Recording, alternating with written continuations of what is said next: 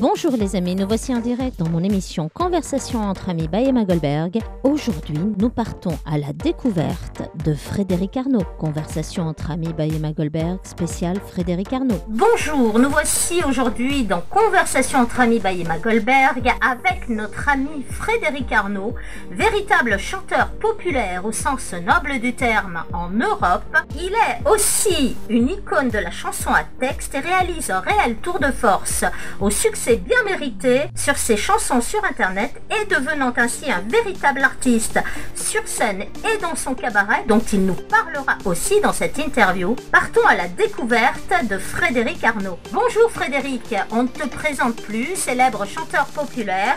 Tu as fait une très belle carrière et tes fans te suivent fidèlement. Comment as-tu démarré ? Bonjour à tous, merci pour tous ces mots.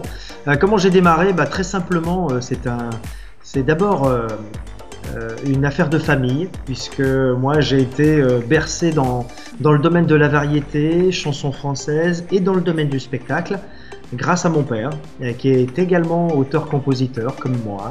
Et en fait, j'ai progressé exactement sur la même route, sur le même chemin que lui, en créant, d'abord en faisant des spectacles de variété, et puis peu à peu en créant des spectacles, des comédies musicales, avec d'autres artistes, et puis peu à peu en défendant mes propres chansons sur scène et dans mes propres spectacles. Doucement. À quel âge as-tu démarré ? J'ai démarré, enfin, je sais pas en fait quel âge on peut vraiment dire.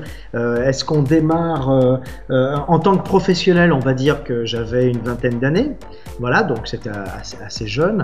Moi j'ai vu quelque chose. Première scène à l'âge de 11 ans au violon dans la salle mythique de Bobino. Comment c'est possible ? Ah oui, ça c'est mon père.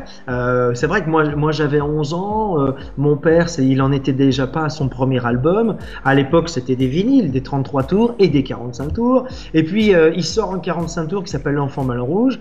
Et là il a un petit succès d'estime en France avec ce disque-là, ce 45 tours. Et puis il y avait une partie de violon dans ce morceau-là. Et lorsque il faisait des dates qui étaient assez intéressantes pour l'époque, il y avait cette salle qui s'appelle Bobino, qui était une salle mythique, qui reste d'ailleurs, qui a changé d'adresse depuis, mais voilà. Il s'est fait que lors de cette première partie, puisqu'on était en première partie de Nicoletta, qui était une immense vedette star, même je dirais à l'époque, il faisait la première partie, mais il y avait un vrai tour de chant. C'était pas une première partie à faire 4 ou 5 chansons, c'était un vrai tour de chant. Et dans la chanson L'Enfant Mal Rouge, il y avait une partie de violon. Et moi, je faisais du violon déjà depuis quelques années. Je n'étais pas un grand musicien de violon, mais cette partie-là, je pouvais la présenter. Et donc, du coup, j'ai été au violon sur ce titre-là, ce qui m'a pas trop impressionné au début, parce que j'avais que 11 ans, et du coup... c'est vrai que quand on est enfant, on n'est pas spécialement impressionné, mais c'est après, quand on se souvient de ce qu'on a fait, quelques années plus tard, quand on est adolescent, et un peu plus tard bien entendu, on se dit « Waouh, j'ai quand même fait ça quand j'avais 11 ans grâce à mon papa ». Qu'est-ce que ça t'a fait de commencer finalement à Bobino ? Quand même pas donné à tout le monde de démarrer à Bobino à 11 ans. Et cette salle, tu arrives sur scène, il se passe quoi dans ta tête ? Est-ce que tu sais à ce moment-là que tu vas faire ce métier ? Non, je sais pas du tout que je vais faire ce métier. J'avais déjà l'habitude de monter sur scène parce que mon père, il faisait des tournées et sur certaines de ses chansons, il me faisait monter sur scène. Quand il racontait l'histoire d'un petit enfant, d'un petit poulpeau, d'un petit etc. Il faisait des tournées aussi avec une compagnie de théâtre et moi je suivais cela du bas de la scène en me disant « Oh là, c'est extraordinaire », mais jamais je me voyais être sur scène parce que je trouvais ça... Pourtant c'était mon père, mais malgré tout je trouvais ça un petit peu inaccessible pour moi. Et après, tu débutes sur scène dans une comédie musicale, Bulle de savon. À quel âge ? Quelle était cette comédie musicale ? Ça a été beaucoup plus tard, parce qu'il s'est passé un tas de choses pendant mon adolescence, où je suivais mon père sur la route, et du coup j'ai gravi un petit peu tous les échelons de ce métier, puisque j'ai commencé à la technique, je faisais du son, je faisais de la lumière, voilà, comme on fait quand on part en tournée, voilà, à la poursuite aussi, j'ai fait beaucoup de poursuites à l'époque. Et puis quand j'ai commencé ce métier en tant que professionnel, à la sortie de mes études, tout de suite mon père a écrit une comédie musicale, c'était une comédie musicale pour les enfants, que mon père avait écrit, où il m'a dit écoute Fred, tu auras le premier rôle. Je tu dis mais attends, moi je suis pas prêt pour ça. Mais si, tu y arriveras très très bien, t'inquiète pas. De toute façon, tu as déjà 17 représentations de vendues au mois de décembre. Je dis ah ouais non mais moi je veux bien être à la technique, ben voilà, mais pas forcément sur scène. Il me dit si, tu verras, je suis sûr que tu vas bien réussir, on va bien bosser ensemble. Et j'ai commencé comme ça. S'enchaînent ensuite des tournées d'été et tu fais des premières parties de Jean-Luc Lahaye, Dave, François de Gueldre, Fabienne Thibault. Et est-ce que tu as revu Nicoletta ensuite? C'est ma prochaine question. Comment se sont fait ces tournées? Parle-nous de ces tournées. Dans une carrière de chanteur, que ça soit dans des spectacles de variété ou quand on défend ses propres chansons ou quand on fait des répertoires de chansons françaises ou internationales, on est amené parfois à faire des premières parties. Alors à chaque fois c'est super bien parce que quand on fait des premières parties de vedettes ou de stars, là il y a vraiment un public qui est énorme. C'est vrai que les gens viennent voir la vedette et nous on profite un petit peu de cet engouement-là. Donc ça fait super plaisir de se retrouver des fois devant 1000, 2000, 3000 ou plus de personnes. Ça c'est vraiment excellent. Pour Nicoletta, non, je l'ai jamais revu. Je l'ai jamais revu après Bobino, je sais plus quelle année, mais quand j'avais 11 ans. On salue d'ailleurs son producteur Jean-Christophe que j'ai eu au téléphone il n'y a pas longtemps. J'ai eu par contre parfois la possibilité de faire une première partie d'artistes, mais plusieurs fois. Donc on se voyait fréquemment. Et du coup, il se tissait un lien d'amitié, même si quand la tournée est terminée, on s'appelle une fois par an ou une fois tous les 2 ans. Mais malgré tout, il y a des fois des têtes d'affiche, des stars comme ça, on arrive à suivre sur plusieurs représentations et on apprend beaucoup. Et c'est vrai que c'est le meilleur endroit pour apprendre le métier. Et tu as rencontré aussi Rick Azaray. Comment s'est fait cette rencontre? Là, c'était une tournée qui était vendue, où moi je faisais la première partie avec des danseuses, on faisait quelque chose de très cabaret. Et puis après, et en même temps, dans son répertoire à elle, qui était donc, elle passait en vedette bien entendu, je partageais un duo avec elle sur scène. Alors c'était très agréable parce que tout d'un coup, chanter avec une personne comme ça, qui a énormément de talent, qui a un vrai vécu d'artiste, qui a vu tellement de choses, et qui en même temps a un grand public, c'était très agréable de partager un duo sur scène avec elle bien sûr. Et en 2003, tu as un album qui sort qui s'appelle Le Secret des Couleurs. Parle-nous de cet album. C'était en quelque sorte la première fois que je couchais sur un CD des chansons avec des musiques et des textes. Comme j'avais cette formation de comédie musicale pour les enfants, je me suis dit, mon père m'avait écrit des comédies musicales pour enfants, mais je me suis dit, ça serait bien que j'essaye moi aussi d'écrire la mienne, avec mes propres des chansons pour les enfants, dédiées au public, au jeune public. Et cette comédie musicale s'appelle effectivement Le Secret des Couleurs, et elle a tourné 9 ans. Wow. Elle a tourné 9 ans et c'était un super succès. Les gens, les organisateurs en entendaient parler et puis on était programmés, alors bien sûr sur le jeune public. Parle-nous du spectacle Les Légendes de Saint-Germain. Qu'est-ce qui t'a donné envie de reprendre des titres de Boris Vian, Cora Vauquer, Juliette Gréco, bien d'autres? Parle-nous de ce spectacle et des chansons que tu as reprises dans ce spectacle. Et en quelle année? En quelle année? Ça s'est fait à partir de 2000. J'ai commencé à vouloir être évidemment beaucoup plus sur scène que derrière les rideaux, parce que j'avais quand même commencé ce métier plutôt derrière les rideaux plutôt que sur scène. Il m'est venu cette idée de faire un hommage à la chanson française. Et l'histoire de Saint-Germain-des-Prés, elle m'a toujours plu, parce que c'était une bohème de chansons, de poésie, dans un quartier qui respirait la liberté d'expression. Ça a duré des années. Puis Saint-Germain-des-Prés, c'est une grande histoire en réalité, dans le domaine de la chanson, mais dans le domaine du théâtre, de la littérature, etc. Il y a une grande histoire à Saint-Germain. Et moi, dans mon domaine de la variété, c'est vrai que j'ai toujours été attiré par ces chanteurs, rive gauche, de chansons françaises, que ça partait de Guy Béard à Boris Vian et bien d'autres, bien entendu. La liste est très longue et il y a des très très très belles chansons et je trouvais que monter un spectacle d'1h45 en racontant un peu l'histoire avec les années, avec les titres, etc. et puis en les interprétant, c'était une bonne idée et j'avais fait ça avec des musiciens et on a pris beaucoup de plaisir. Referas-tu des spectacles avec ce genre de chansons à texte, justement, du Boris Vian, du Juliette Gréco? Est-ce que tu le referas un jour ou est-ce que tu le fais déjà? Alors, je le fais plus maintenant. D'accord. Mais que je le refasse un jour, ça peut être possible, effectivement, parce que dans une carrière, il y a des choses que l'on fait, qu'on laisse de côté, et puis qu'on reprend, et puis c'est des histoires de mode aussi. Ça peut revenir. Là, ça arrivait au bon moment, il y avait une vraie demande de la part des programmateurs, on va dire, d'avoir ce spectacle qui s'appelait À Saint-Germain. En juin 2013, tu as un autre album qui arrive, Notes sensibles, à travers 12 chansons que tu écris et composes. Parle-nous de cet album. Oui, bah, là, je dirais c'est le début d'une autre étape. Parce que j'avais aussi sorti un album de reprises qui me permettait de pouvoir me faire connaître, mais c'était que des reprises. Et là, du coup, je passe un échelon supérieur, en quelque sorte, parce que je propose mes propres chansons dans un album. 12 titres, ça me paraissait bien, 12 titres en même temps. Je me livre dans ces 12 chansons en expliquant mon histoire. Je parle même de mon enfance, je parle de plein de choses. Il y a beaucoup de chansons d'amour aussi, qui parlent de sentiments, qui parlent de plein de choses. Et Notes sensibles, ça a été le début d'une autre carrière, à l'intérieur de ma carrière, on va dire. Voilà. D'un chanteur qui faisait des reprises, je suis devenu un chanteur, le même bien sûr, mais qui défend ses propres titres et ses propres mots.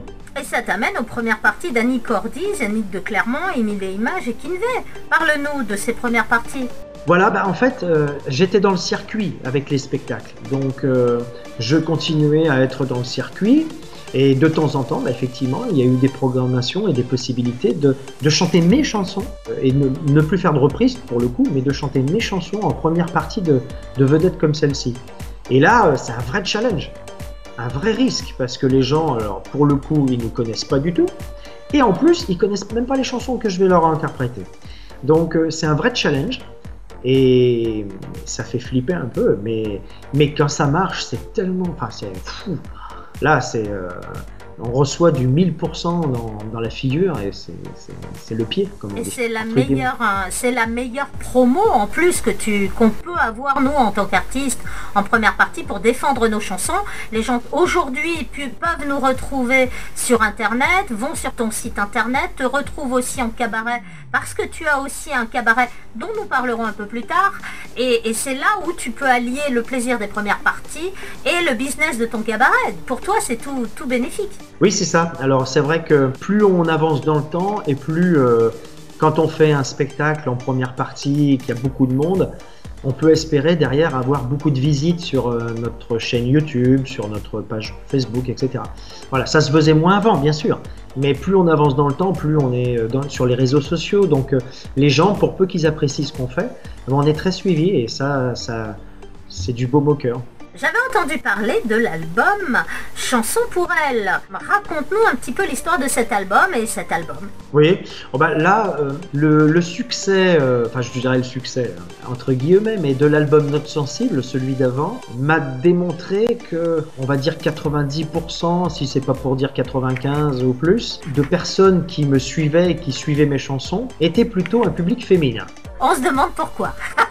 Voilà, c'était plutôt féminin. Alors je voulais un peu leur rendre hommage en faisant des reprises. Hein. Il y a quand même un titre qui est à moi à l'intérieur, mais sinon le reste c'est des reprises de chansons qui rendent hommage aux femmes, tout simplement. Alors bien sûr c'est des standards, hein. Vous les femmes, tant qu'il y aura des femmes, Elle est d'ailleurs, etc. C'est tous ces titres-là que j'ai souhaité faire à ma sauce, hein, parce que on les a fait à ma sauce. C'est souvent des guitares-voix avec un petit peu d'orchestration, mais quelque chose de plus intime. Et là, c'était voilà, pour faire plaisir aux femmes qui me suivaient. En octobre de la même année, c'est-à-dire 2015, tu inaugures un cabaret. On sait que tu es le directeur d'un cabaret. Comment s'appelle-t-il? Où est-il? Parle-nous-en. Que proposes-tu dedans? Quel est ton concept? Et combien êtes-vous dans la troupe? Raconte-nous un petit peu. Je prends par le début, en fin de compte, toutes les tournées qui nous ont amenés à faire... nous, on est dans l'itinérance, hein, on va de ville en ville, voilà, de théâtre en théâtre quand c'est des théâtres, parfois c'est des salles des fêtes, parfois c'est des petites salles, parfois des grandes salles, des zéniths, etc.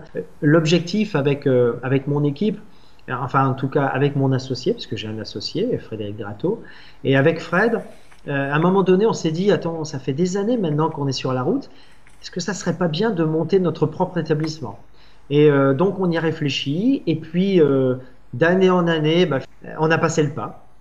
Et là, c'est encore une autre échelle dans ma profession, puisque on a fait construire un music hall qui est né le 3 octobre 2015, qui s'appelle l'Élégance Cabaret, Et c'est un music hall qui est dans notre région, puisque moi je suis de la Loire, en Rhône-Alpes, en Auvergne-Rhône-Alpes maintenant on dit.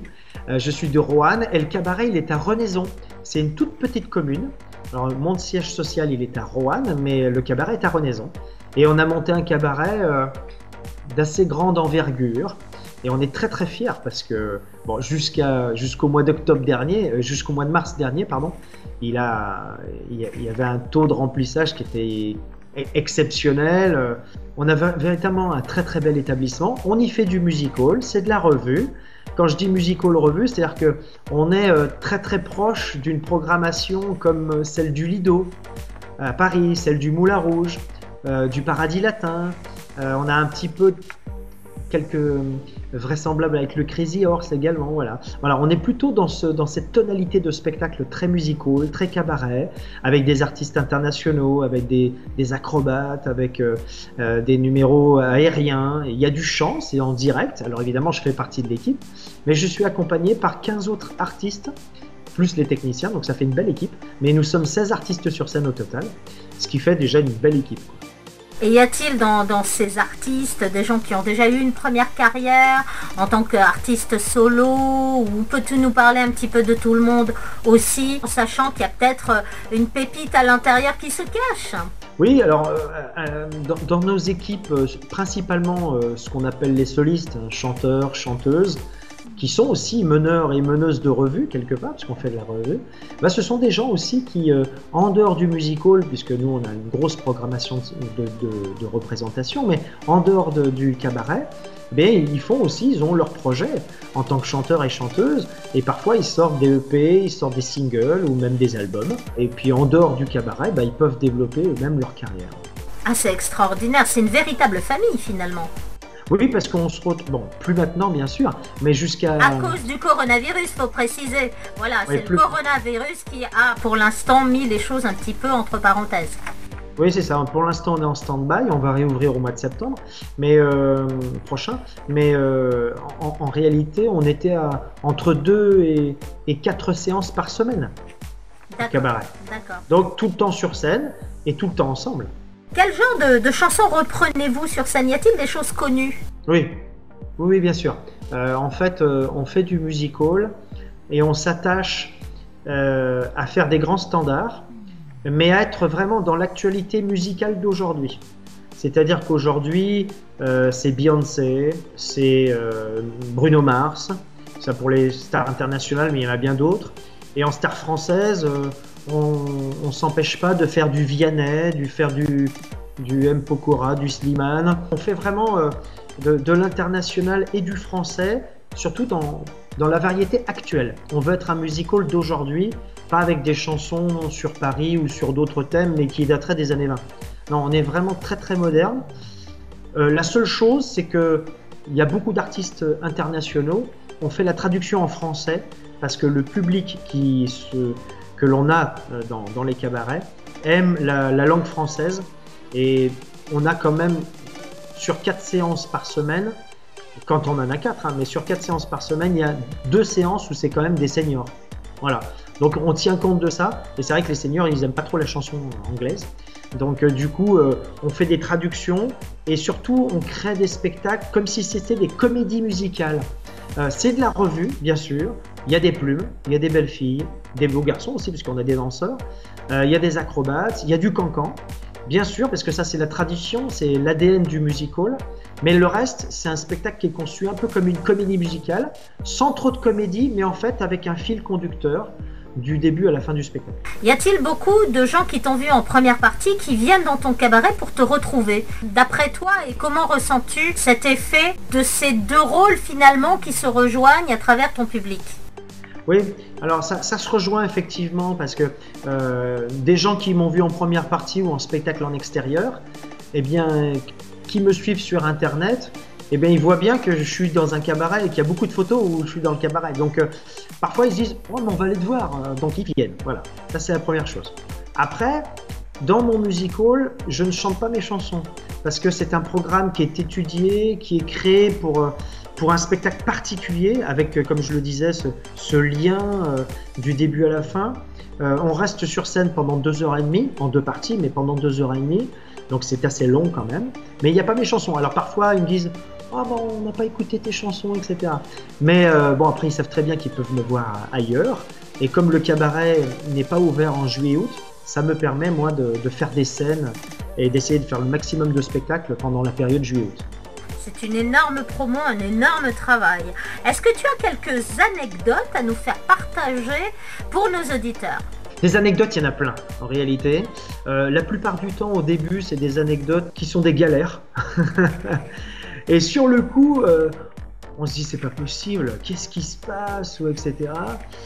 Et après, bon, on en garde évidemment un très très bon souvenir, moi, mais qui sont parfois des galères ou des moments qui sont un peu même un peu flippants. Je veux dire, des publics qui... Moi, ça m'est arrivé de faire des spectacles où on chantait des chansons d'amour et dans le public, ça se battait. Parce qu'il y a eu un problème entre deux personnes et du coup, il y a 20 personnes qui se battaient en plein milieu du public. Enfin, c'est un truc énorme, ça fait très très bizarre ce qui se passe. Et puis après, on se dit, bon, voilà, au moins cette date-là, on va s'en souvenir toute notre vie, quoi. Voilà. Des endroits qui nous reçoivent où ils n'ont pas prévu... en fait, ils ont prévu de prendre un spectacle, mais ils ont pas prévu ni de scène, ni de loge, ni de rien du tout. Et du coup... en 5 heures, parce que le spectacle il est à 21h, il faut passer des coups de fil de partout et dire attendez, voilà, donc ça c'est ce genre de trucs qui sont vraiment voilà, mais on peut retrouver ça c'est pas péjoratif, mais dans les villages, quand on fait des tournées dans les villages, dans les campagnes. Moi ça m'est arrivé une fois d'avoir une course de chèvres tout autour de la scène juste avant le spectacle, quoi. J'ai fait, mais qu'est-ce qui se passe, mais voilà, voilà, ça c'est ce genre de truc, c'est fou, ça fait un peu bizarre, quoi. Après, c'est sûr que quand on rentre sur scène, moi, ça m'est arrivé de présenter d'autres artistes aussi, et puis en réalité, le producteur qui vient dans la loge, quand il y a 5, 6 ou 7 000 personnes devant en plus, c'est pas quand voilà, il y a du monde, et la personne elle dit meuble. Elle arrivera dans 10 minutes. Bah oui, moi je viens de la présenter, la personne. Qu'est-ce que je fais ? Tu remontes sur scène, tu meubles. Ah oui, d'accord, oui.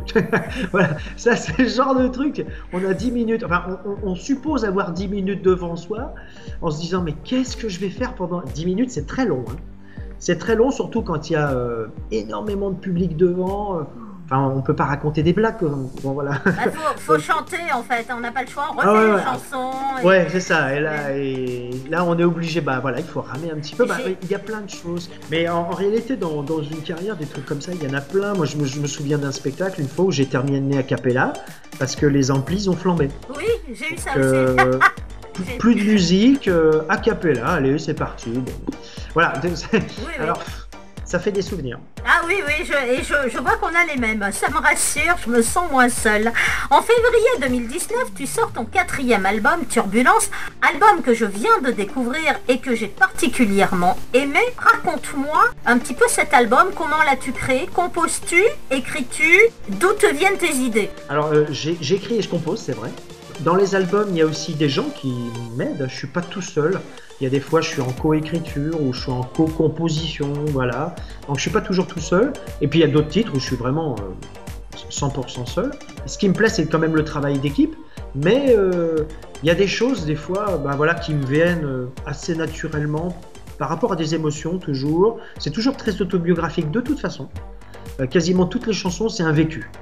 Tout le temps. Quand je dis quasiment, je dis même pas quasiment, c'est vraiment tout le temps un vécu en réalité. Et ça me vient comme ça.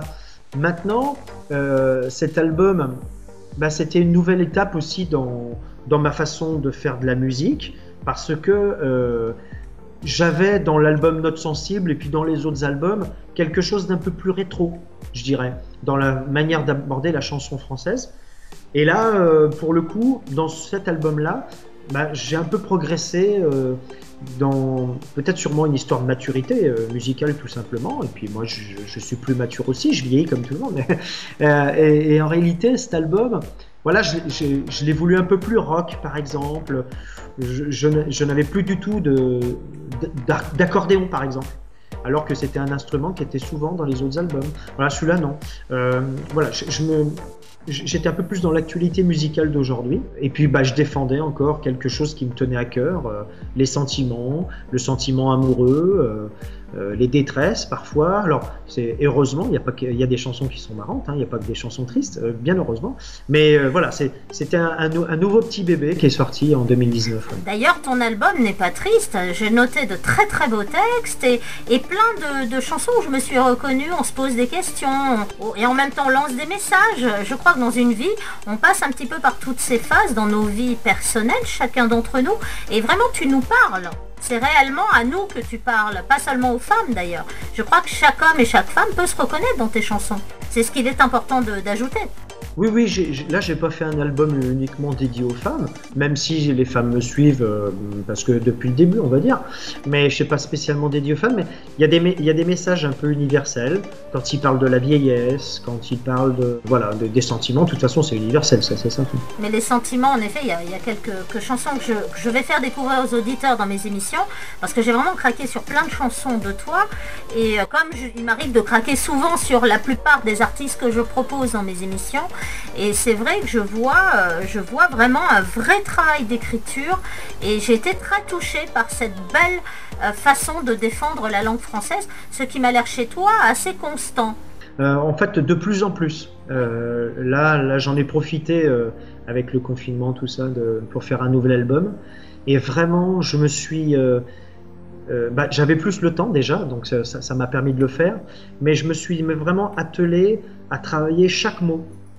Chaque mot doit compter dans une phrase et j'étais encore beaucoup plus loin dans la précision du choix du texte, en quelque sorte ce petit côté littéraire. C'est vrai que les chansons qui marchent bien, la plupart du temps, elles marchent parce qu'il y a un bon rythme, parce qu'il y a une belle mélodie, etc.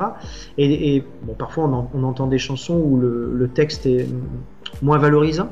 Malgré tout, moi je veux quand même m'attacher à ça. À avoir des mots qui touchent et qui soient vraiment le plus précis possible, le plus étudié. Voilà, faut que ça soit ciselé un peu. Et bien taillé, bien écrit. Vraiment, cet album, c'est une pure merveille. Après, on adhère ou on n'adhère pas, mais moi, j'ai été touchée par vraiment le professionnalisme et la beauté des textes. J'ai vraiment beaucoup aimé tes œuvres. Je le dis ouvertement et sans me cacher. Première partie d'Amir, ensuite Oiseau, Abba. Comment se sont faites ces rencontres? Alors, là, ça a été un petit peu pareil. L'objectif est de présenter son travail.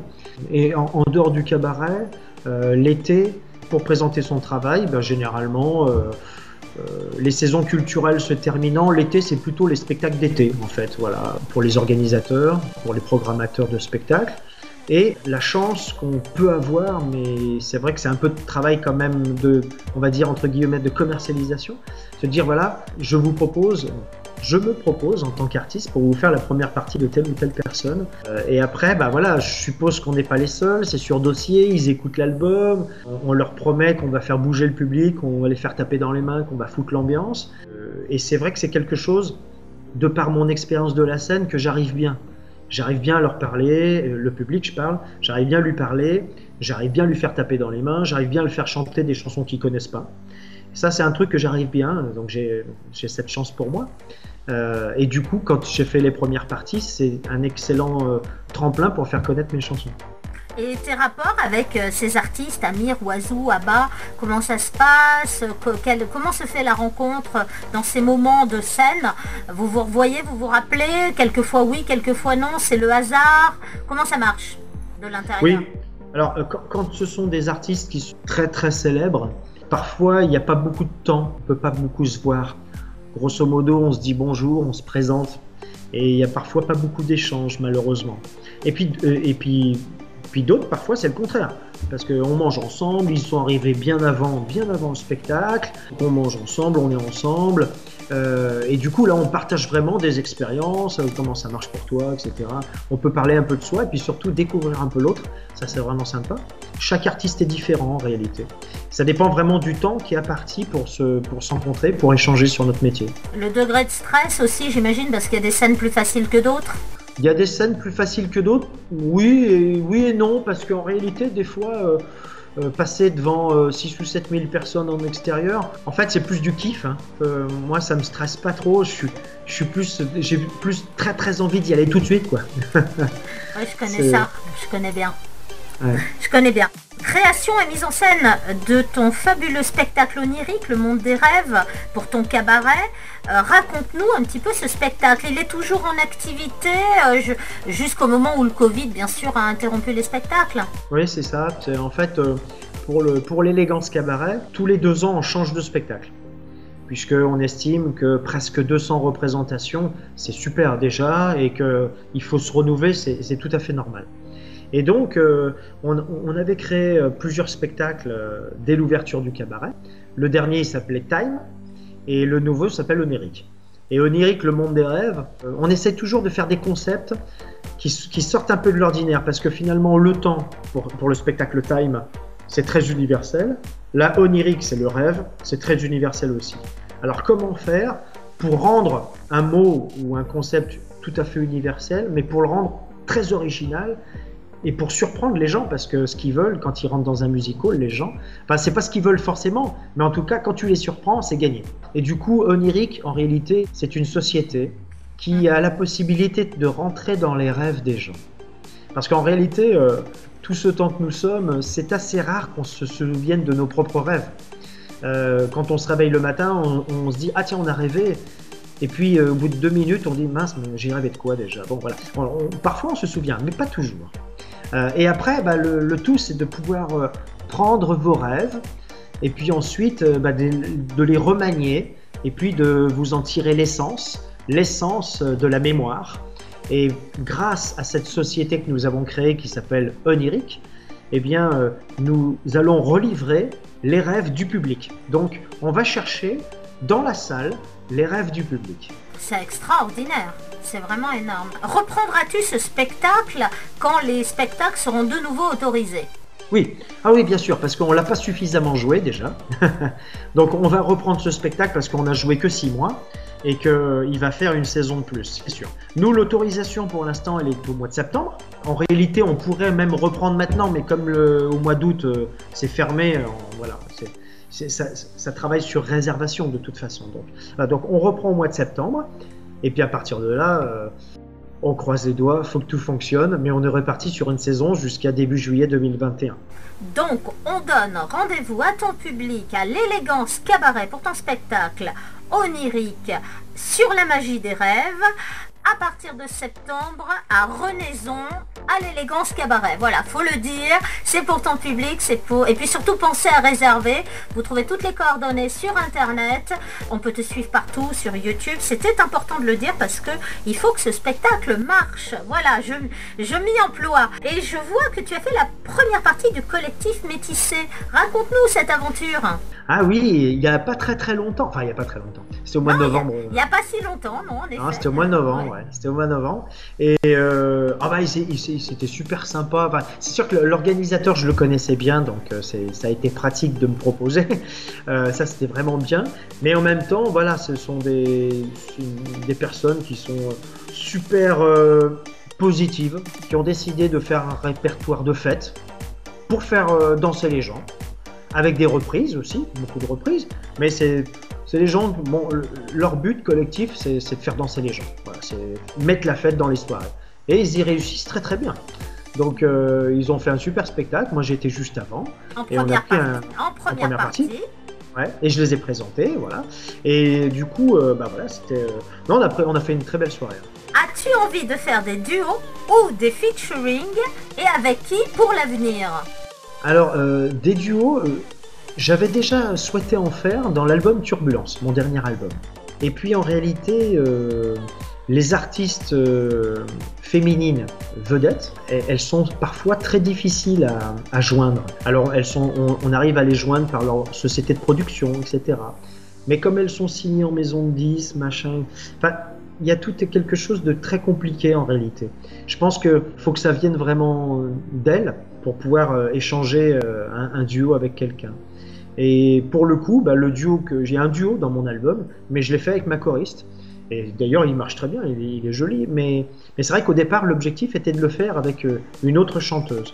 Parce que des chanteuses, j'en connais plein, Mais c'est vrai que l'objectif c'était d'essayer de partager un duo avec une chanteuse qui est un petit peu plus reconnue, on va dire. Voilà. Bon bah du coup je l'ai fait avec ma choriste, c'est très bien. Mais je reste toujours sur cette idée qu'un jour j'aimerais bien faire un duo avec une chanteuse dans un album ou en dehors, ou un bonus peut-être. Ouais, un bonus ça serait plutôt pas mal. Ouais, peux-tu nous dire des noms ou pas? De chanteuse? Oui, avec qui tu aimerais chanter, bien sûr. Bah, moi, à l'époque, j'avais pensé à Natacha Saint-Pierre, à des artistes comme ça, parce que ça me plaisait bien, parce que je sais quand même que vocalement, c'est plutôt sympa. J'avais visé des artistes qui sont suffisamment peut-être touchables. Bon, il y a des artistes qui sont tellement stars que c'est pas possible, mais voilà, j'avais pensé à ce genre, mais il y en avait d'autres, là j'ai plus les noms en tête, mais j'avais pensé à ce genre d'artistes-là.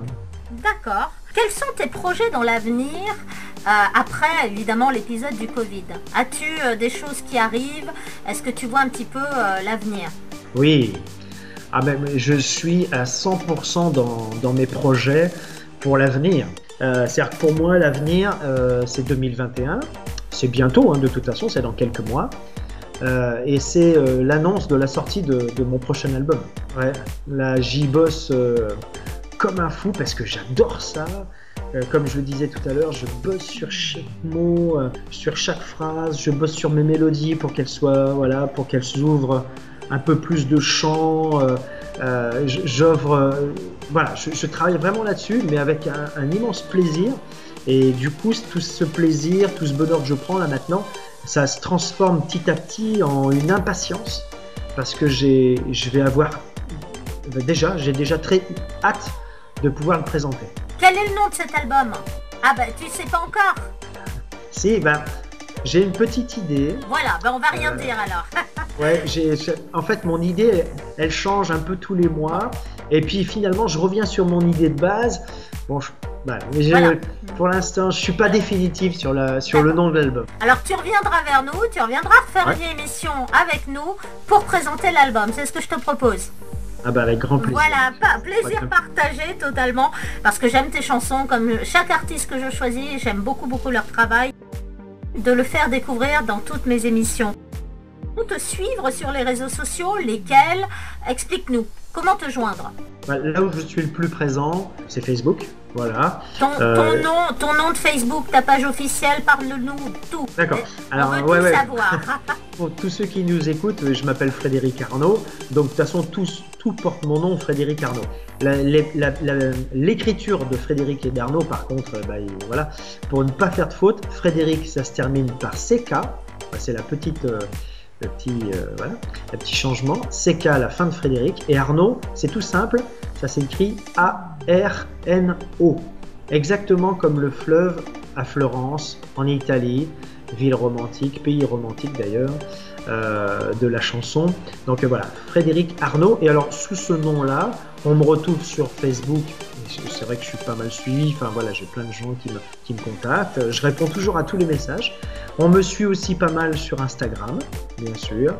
Et puis là où ça se développe de plus en plus, c'est ma chaîne YouTube où j'essaie d'illustrer toutes mes chansons et d'offrir des bonus. Et j'ai même des textes que j'écris et qui ne seront pas des chansons et que du coup je mets sur YouTube. Enfin, je mets plein de choses sur ma chaîne. Voilà. Bonté et bienveillance ont toujours été les maîtres mots de ton parcours, comme j'ai pu le lire dans ton site internet. Pour conclure, qu'as-tu envie de dire à nos auditeurs et leur transmettre un dernier message d'amour? Oui, ça sera forcément un message d'amour, bien sûr. D'abord, je les remercie de nous avoir écoutés, d'avoir écouté tout ce que j'avais à vous dire, à répondre à tes questions, Emma. À ceux qui nous ont écoutés, je les invite à me découvrir plus par le biais justement de ma chaîne YouTube, par exemple, ou sur Facebook, parce que mes chansons sont souvent illustrées par des clips vidéo, donc voilà, il y a aussi des lyriques où on peut lire toutes les paroles, et ça, je sais que souvent, ils sont friands de savoir exactement ce que j'ai écrit et ce que j'ai voulu dire. Mais en attendant, pour tous ceux qui nous ont suivis aujourd'hui, moi, je leur souhaite simplement que dans le monde où nous vivons, vraiment, rien n'est facile, et ça, c'est certain. On ne peut pas dire qu'on soit totalement dans le calme. Essayons malgré tout, chez nous peut-être, personnellement, à se dire, allez, prenons un moment pour être un peu plus paisible sortir un peu de cette actualité qui parfois est dure, parfois morose, parfois triste, bien sûr. Grâce à la musique, parfois, ça adoucit tout cela. Je ne suis pas le seul à apporter des chansons et des musiques. Alors, mais la musique en général, ça adoucit un peu tout ce qui se passe dans ce monde, en espérant qu'évidemment un jour ça se calme un peu tout ça et que les êtres humains vivront plus d'amour que de haine. C'est magnifique en tout cas. Merci beaucoup pour cette conclusion hyper positive, pleine d'espoir, qui va redonner beaucoup d'amour à tous ceux qui nous écoutent. On te remercie d'avoir été avec nous dans cette interview exclusive afin de faire découvrir tes chansons qui sont magnifiques, tout l'artiste que tu es. Et puis je vous donne rendez-vous pour une nouvelle interview de conversation entre amis by Emma Goldberg prochainement avec un nouvel artiste. À bientôt! À bientôt, merci beaucoup.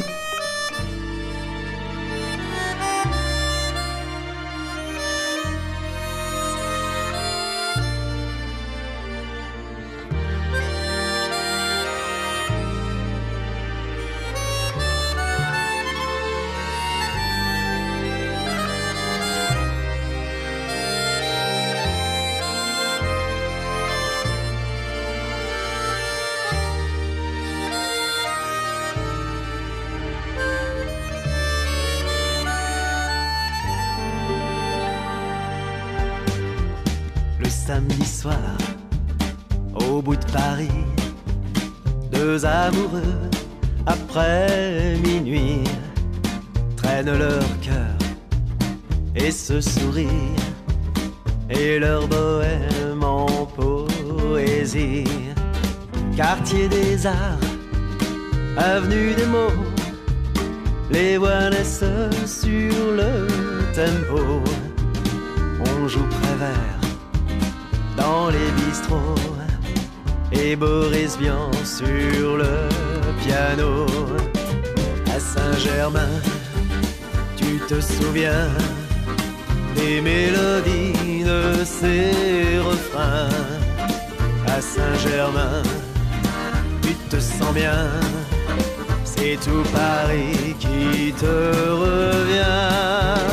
Dans les sous-sols, la rue de Rennes, le jazz efface toutes nos peines.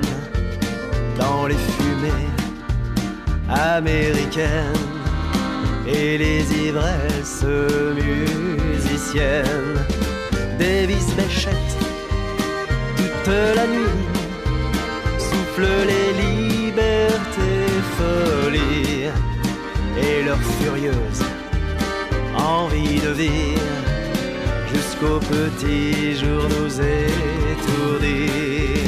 À Saint-Germain, tu te souviens des mélodies de ces refrains.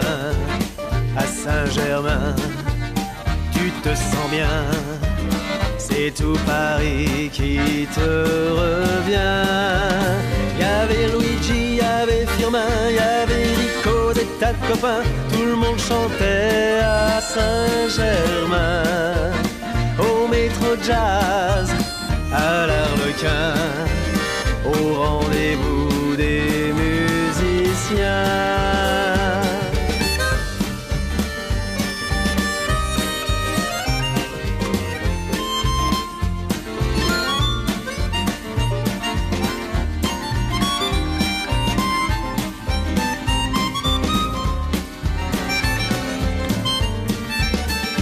Saint-Germain, tu te souviens des mélodies de ces refrains. À Saint-Germain, tu te sens bien, c'est tout Paris qui te revient. À Saint-Germain, tu te souviens de ces chansons, de ces refrains. À Saint-Germain, tu te sens bien, c'est tout Paris qui te revient.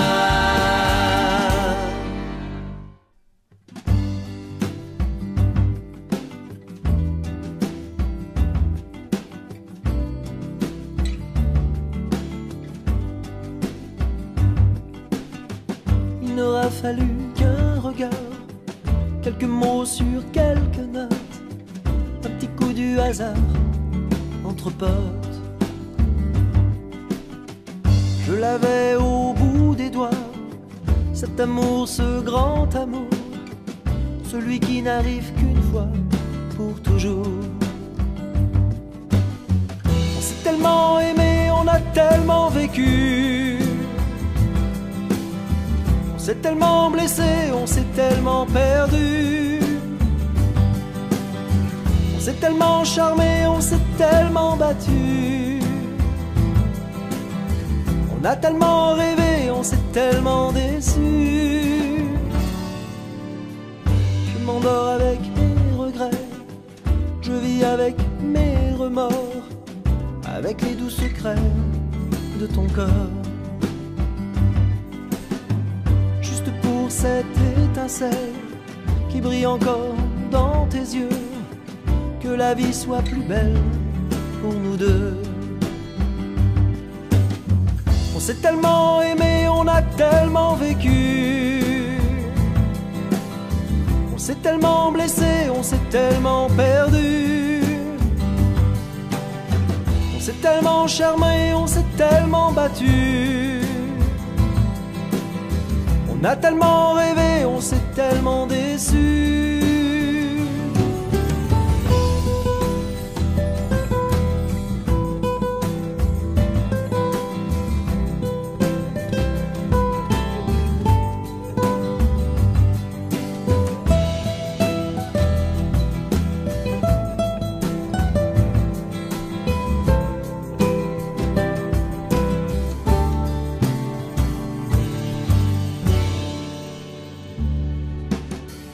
Je n'ai pas d'issue sans toi, et dans mes rêves les plus fous, l'idée de te perdre me rend fou.